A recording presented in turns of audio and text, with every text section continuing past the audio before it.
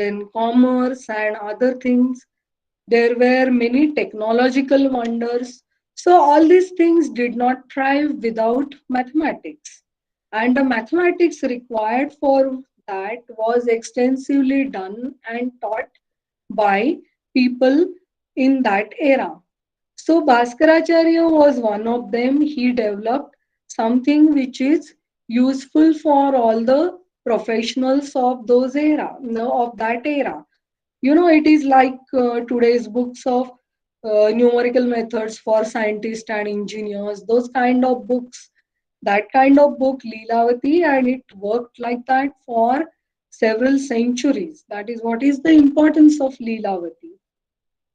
It has So, what does this Leelavati contain really? It has three topics which are not covered, which are covered in late school or early college mathematics as we know it today, namely summation, congruences, and permutations and combinations. See, most of the topics in Leelavati, as we know today, they are in our school mathematics. In fact, some of them in very early school mathematics, because lots of things like fractions and decimals and operations on them. Lot of algebra we learn in the school today. So these slightly advanced topics for Leelavati and which come in late school and early college for us, that is the summation and arithmetic and geometric progression, congruences, and permutations and combinations are the ones which are there in later stages of our school or early college. So there will be lectures on all these topics. I'll be covering summation and arithmetic and geometric progression as well as permutations and combinations. Professor Katre, S.A. Katre will explore congruences. Okay.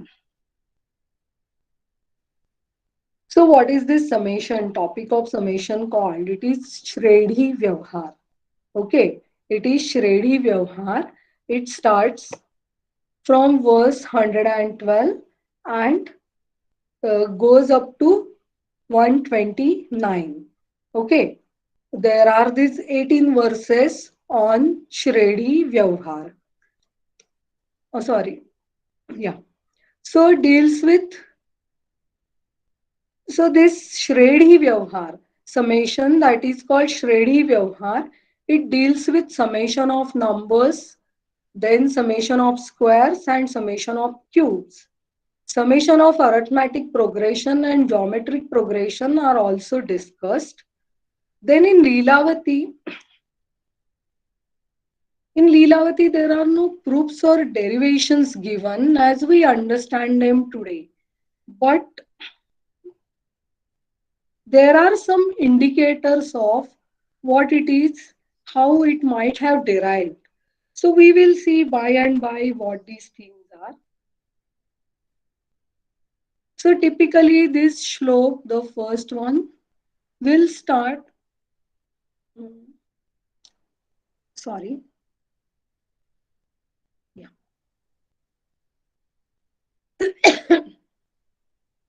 So this first one, if you look at the textbook, Sanskrit textbooks, it looks like this.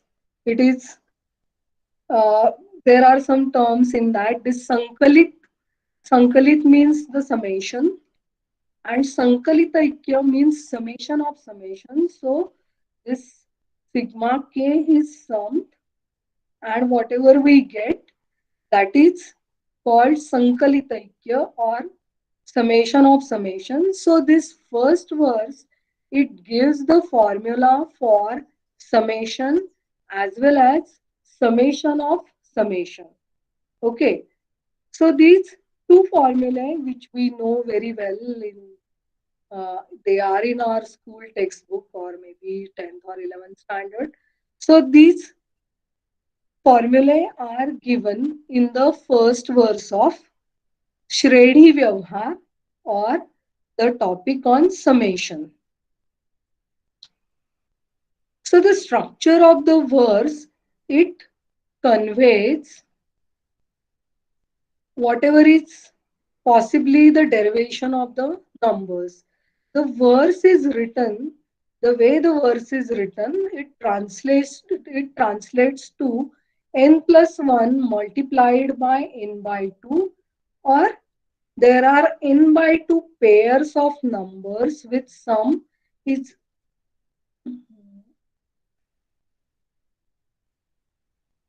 yeah, there are n by 2 pairs of numbers with sum equal to n plus 1 for even number. So, for even number, let's take 100. You have this 50 pairs of numbers from 1 to 100, that is 101, 99 and 2, 98 and 3. They sum up to 101. So, if you take the summation, it is 101 into 50, that is n plus 1 into n by 2. For odd numbers, it is slightly different. There are n minus 1 by 2 pairs with sum is equal to n. That is, if we are summing up to 101 numbers, then what will happen?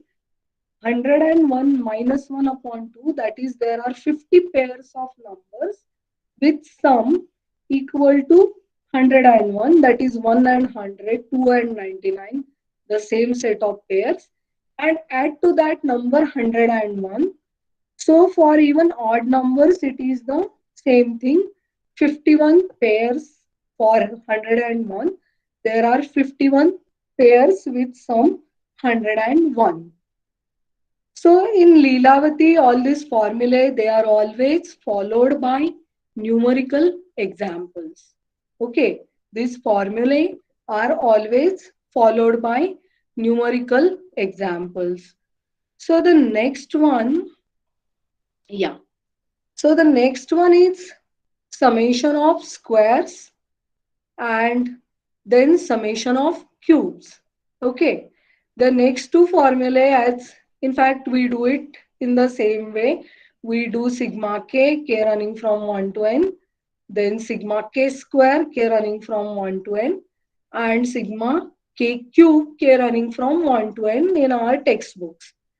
And in this, the peculiar thing is that we always put it in n form, the formula we put it in n form, but in Leelavati, everything is given in terms of sigma k running from 1 to n. Sigma k running from 1 to n. Possibly it gives some idea of how the things were derived or conceived for the first time. So this is the shlok that Kruti Yog means it is squaring, Ganaikya means summing the cubes. Summing the cubes, cube is Gana and Kruti is used for squaring. So this is the shlok as it appears in Leelavati, and then it is followed by an example. So next to that is this arithmetic progression. Okay.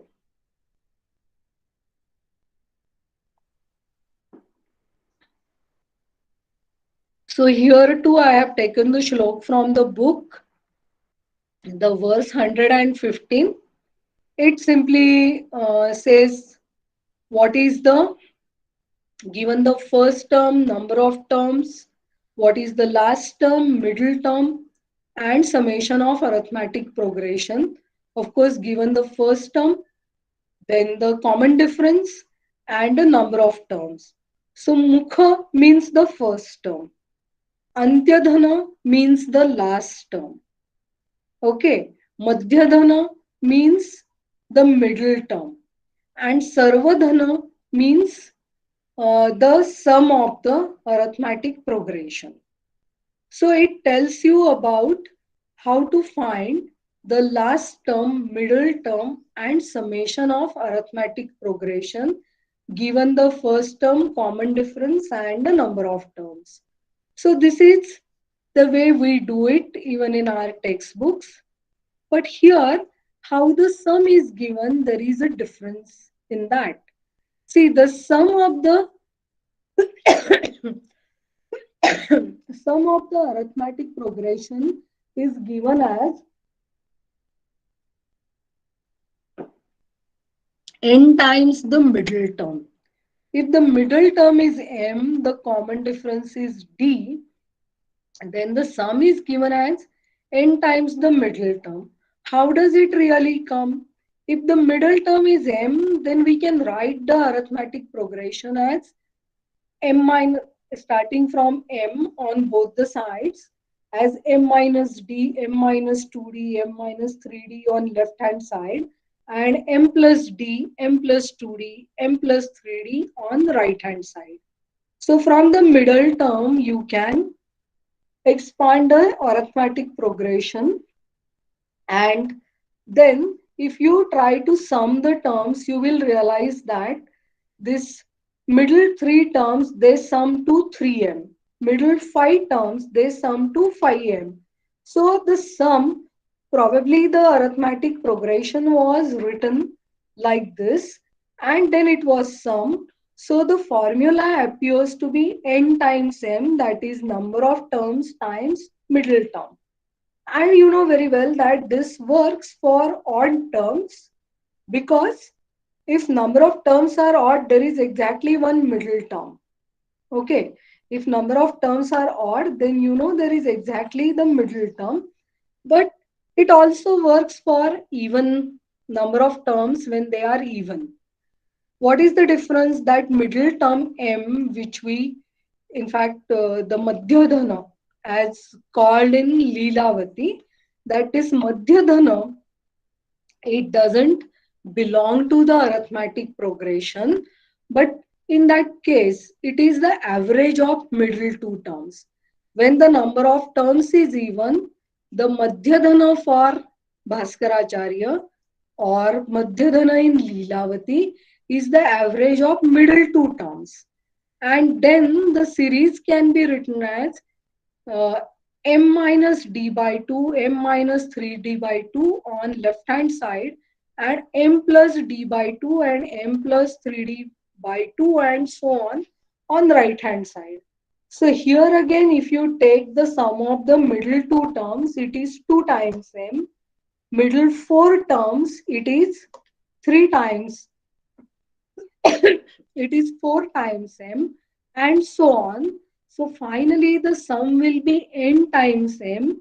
Here the middle term or Madhyadhana is average of middle two terms.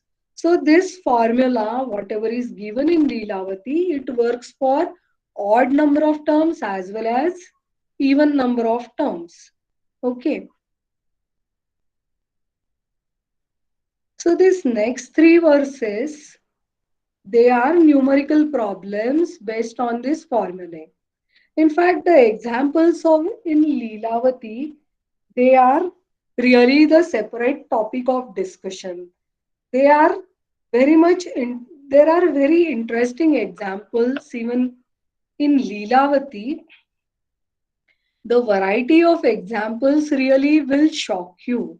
In fact, the name Leelavati itself is not so much mathematical. Uh, it is more consistent in literature. Leelavati sounds closer to literature than mathematics, and that entire text is also like that. Those examples which Bhaskaracharya is giving, it comes from all walks of life. There is nothing which is left right from. There are examples from um, eatable things, their proportions and all that, and the test created by eatable things, to even examples from romance. Bhaskaracharya was a really great mathematician, not only mathematician. In Leelavati, he comes out as a poet, you know, and example of romance in mathematics we never had in our textbooks now. Okay, but it is there on the equations part in Leelavati. So, as such, Leelavati is a very interesting book to read, though it may not enhance your mathematical knowledge. It is very interesting book to read. So, these examples. of descriptive problems. They have problems like certain amount was given to a Brahmin each day, and there was an increment. So increment every day. So what will be the final amount? It is simply an arithmetic progression with some common difference. Then there is this king traveling to capture the elephants with steady increase in distance traveled per day. This is again arithmetic progression. And this variety of examples is not so much apparent in this topic of summation, but it is more apparent in the topic of equations. Okay, but these are the two of them which are again on different topics. Then what does Bhaskaracharya do next to this? He plays with the formula given in the previous verse about the summation and middle term, etc., of arithmetic progression. So he deals with all kinds of things like given the first term sum and the number of terms, find the difference, that common difference which we have. So you have to find a common difference. Then out of these things, some are given, you have to find the other. Those kind of verses are there. Each verse is accompanied by a problem based on it. So it deals it with thorough rigor, the topic of arithmetic progression. So you will get a good grasp of the subject if you solve all the problems, as it is common today also for anything on maths. So up to 124, from 119 to 124, it is arithmetic progression. Then it is followed by geometric progression. Okay, the sum of geometric progression is given, and not only it gives the sum, but it also gives the algorithm to calculate r raised to n, that is whatever appears in the summation of geometric progression, that r raised to n is calculated in log n to the power log n to the base 2 steps. Okay, so this particular thing is a very novel thing, that along with r raised to n, there is an algorithm given to calculate r raised to n fast. So as we know, the sum is a into r raised to n minus 1 upon r minus 1. Why? Because these common ratios, they are always integers. Common ratios are always integers. The fractional common ratios are not considered here.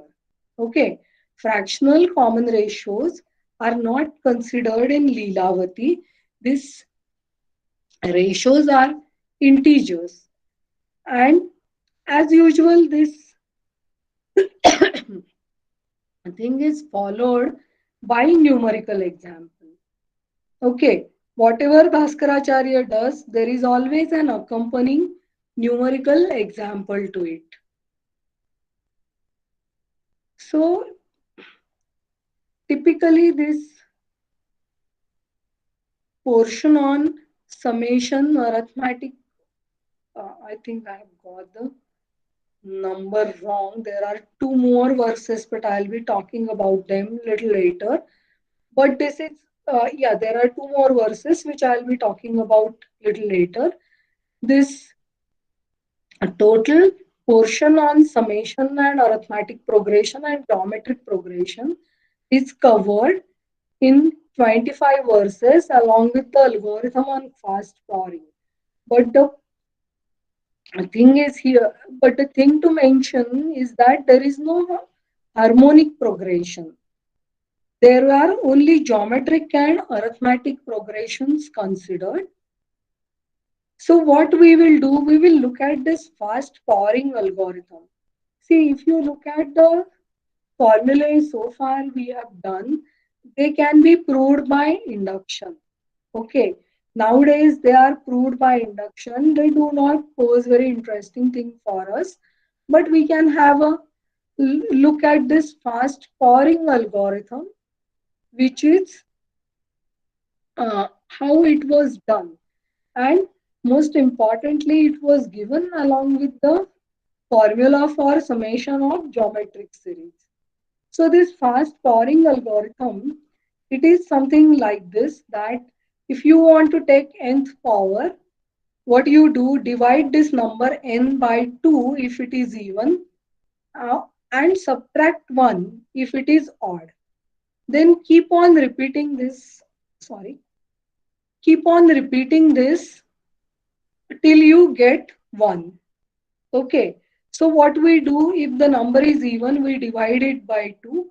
If the number is odd, we subtract 1 from the odd number. So if we subtract 1 from the odd number, we get even number. So whatever we get from the first step, we divide it by 2. Okay. Then repeat the thing for the next number and keep on doing this. We are reducing the magnitude of the number till we get 1. Then what do we do for finding the power is that we reverse the step, replacing subtraction by multiplication and halving by squaring. Okay, halving by squaring. So if we do this, if we really do this, then what do we get? This method, we will just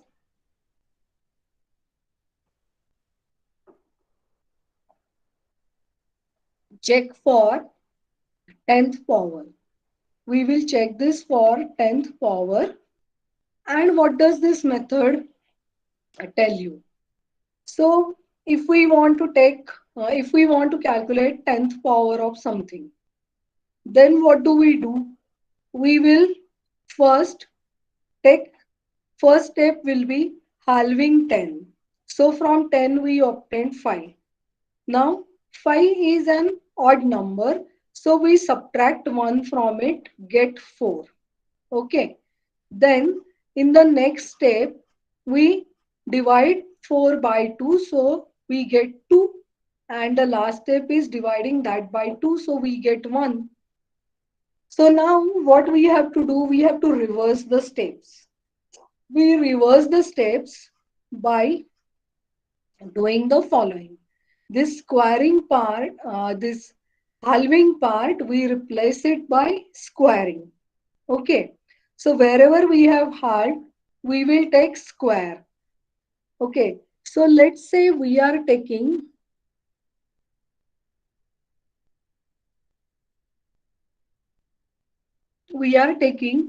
10th power of 3. So what do we do in the first step? Since we had halved that in step 4. Oh, I made a mistake here. It is not step 3, step 4. In the step 4, we have halved the number. So we will just square it. So 3 square, that will be 9. Then reverse of the step. So we had done the halving there. So this 3 square is 9. Then we have 9 square, that is 81. Then we will take 81 square, 81 square. So that is going to give you 6561. Then this 6561, we will multiply it by 3. So that gives us 19683. That gives us 19683. And this 19683, we will square it.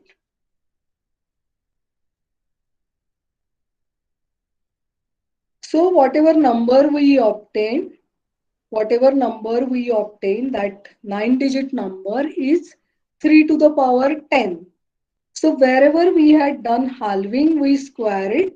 So the first step will be 3 square. Then the next step will be 3 square. It's square. So 9 square, that is 81. Then there is this 81 square. So that gives you 3 to the power 4. And then, oh, and then we will be doing the multiplication and squaring again. So this is this fast squaring algorithm.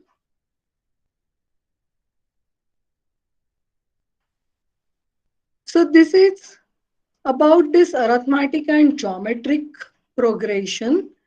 But there are two more verses in Leelavati, two more verses in Leelavati.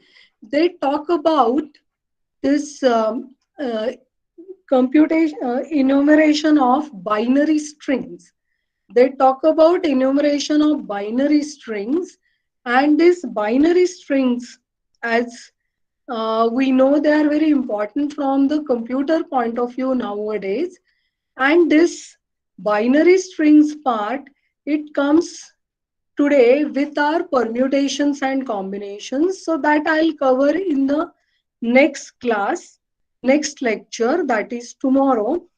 But right now, I would like to um, show you something which is,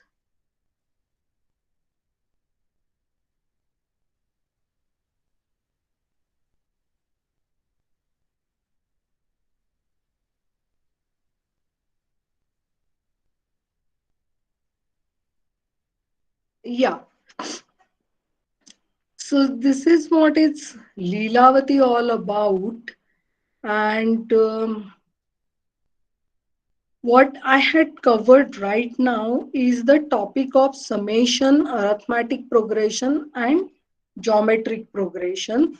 The next part will be this enumeration of binary strings and permutations and combinations, which I'm going to do in next lecture, that is tomorrow.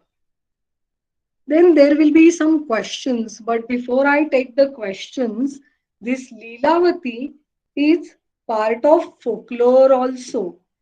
There is this, it is said that this Leelavati was written for Bhaskaracharya's daughter, who was widowed at very early stage, because the muhurt for her marriage was missed. That is what is the story about Leelavati. But actually speaking, if you go through the text of Leelavati, it does not really match well with all these things. Okay, this in the beginning part of Leelavati, it is referred like there are references to uh, little girl Leelavati and so on. Questions are asked that little girl Leelavati, will you tell me this? Little girl Leelavati, this is like this. But in the later part, there is no mention of Leelavati or any small girl named Leelavati in last verses. In fact, it is there only in the beginning, not in any other verse. And also the verses when they are asking someone a question or asking someone some answers, it refers like, oh friend, tell me this, oh young lad, tell me this. So there is no mention of Leelavati anywhere. Okay, so this folklore which is there, which is not really supported by the Leelavati text as we know it and as we read it. But I'm not the authority on this. I'm going to concentrate on only the mathematics part of Leelavati and whatever is given in terms of the mathematics in Leelavati. But whenever I talk about Leelavati, always people ask me this question. So I have done this clarification in the beginning itself. Okay. So now I can take some questions.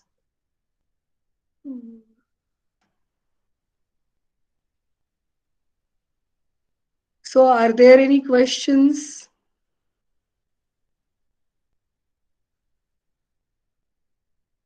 Yeah.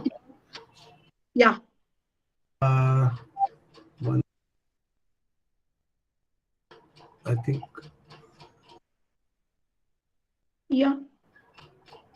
There is some problem, I think, internet problem. Okay. Hello, can you hear me? Yeah. Yeah, right. So only one comment, one or two comments I wanted to make. So the 125 words was mentioned. That was, Uh, I think, great in the sense that not only the powers of a number, how to calculate those things in a very short way, and that is called uh, uh, powering by repeated string. Nowadays, it is called, yeah, yeah. and it is Fast forwarding very interesting. algorithm. Yeah, so it is very interesting to know that Bhaskaracharya has already mentioned this method, and whether before Bhaskaracharya any European or Western mathematician has mentioned this method or not, that is also a question. Maybe people can, discover this thing, whether this method, because it's a very important method, and as was rightly mentioned, this calculation of powering can be done in log n steps. Yeah, And login database. nowadays in the RSA crypto system, for example, you have Yeah, to do this powering. Very large numbers are there in the power. So unless you use this powering by repeated squaring, you cannot do these calculations fast. And it is interesting that this is done already by Bhaskaracharya in his 125th verse of Lilavati, because it is not well known that it is done already by Bhaskaracharya. So I think, yeah. thank you And, for pointing out. one more thing which I would like to mention, as Professor Katre has pointed this out, that most of the presentation in Leelavati is in a very algorithmic form. Okay. I mean, you can take the verses of Leelavati and straight away write the algorithm. Like this fast powering, you can straight away write the algorithm and all the methods there, like even in squaring and finding cubes, there are shortcuts given. Fast algorithms are given. Yeah, that's Okay. right. So Leelavati is a very useful textbook of applied mathematics of those days. Okay, as I said that there are several textbooks today that it is numerical methods for scientists and engineers or something for computer scientists and this and that. So Leelavati is actually a book like that. Yes, that's right. And also, mention of Lilavati is there in the last but one verse also again. Yeah, Uh, yeah.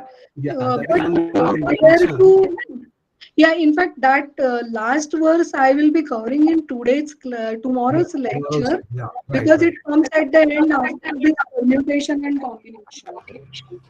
So there Yeah, is this mention of Leelavati in the last verse, but there the mention is in a very different way. In the yeah, beginning, it it is a is called, in the beginning, in some shlok, he is referring that, oh little girl Leelavati, please tell me quickly, or some things like that. But that yes, kind of reference is not there after certain number of verses. Okay. yeah, very- yes. And see, Okay, Leelavati is a very, I mean, it is very crisp, neatly written because in 256 verses, 33 chapters are covered. 33 chapters are covered. So it is very crisply written, and there is something left in between also, between the lines.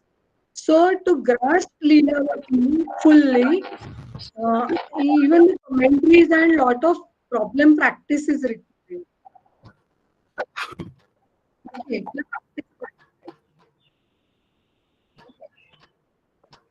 so something in those times, because it is to be remembered on my heart, people used to write in short, Yeah. and for the explanations of verses.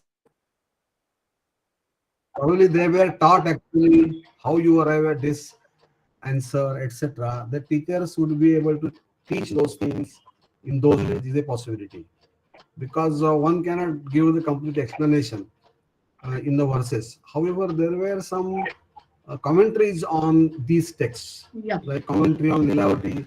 In fact, Lilavati is the book on which plenty of commentaries have been written. Yeah. Maximum number of commentaries are on Lilavati. So those commentaries would give the proof sometimes, like that how that problem is to be solved. And sometimes, from the verses also, it is not clear exactly what the author wants to say. It is unclear sometimes, but the commentators will throw some light on that.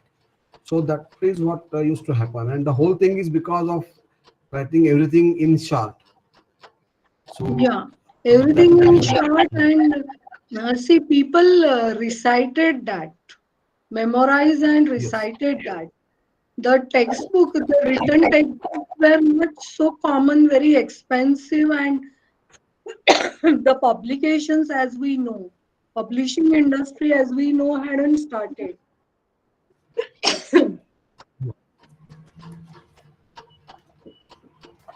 So the copies of the books were real treasures. So many people did it by recitation and then working out things. So that yes, really, yeah, that really called for verses, good to recite and memorize. That verse form helped in recitation as well as memorization. And then that is how people did maths and all other subjects. so usually, as you have mentioned, this algorithmic method is there, and people just Yeah, write some algorithm for solving the problem in a best possible way. yeah, So these problems on congruences, congruence notation was not there at that time, but yeah, linear Lafontaine equations are solved. So the Kuttaka method gives a very simple algorithm to actually work out the solutions. So I will be doing that in my talk, but the theory is not explained how it comes, but they cannot actually write down a correct algorithm unless they already know the proof of it and they are sure that this yeah. always works. So that kind of, I think, See, as I said in Leelavati, the proofs are not given. But yeah, if you look at Bijaganit, yeah, Bijaganit has a lot of deep thought on mathematics. that is, yes, So Bijaganit is a mathematical text.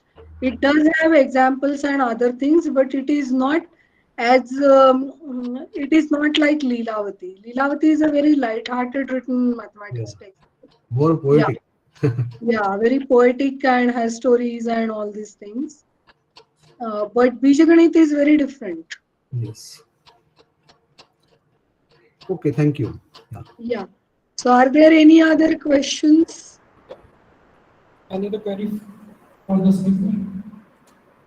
This is really a wrong time to ask. Have a question answer session just before the lunchtime. So everyone is quiet. Okay. Thank you, Yeah. ma'am, for a very So informative anyway, talk. we are going to meet tomorrow as well, and then of course I'll share my email address as well. Yes. So problem. We meet tomorrow at 11 o'clock. Yes. Okay. Thank you, Thank ma'am. you all. Yeah. Let's thank the speaker for a very informative talk on Bhaskacharya contribution in Asian mathematics. I'm sure that all the participants will get benefited from this. Now we have lunch break, so we will meet again at 2:30 p.m. and then we have a third session. Okay, thank you.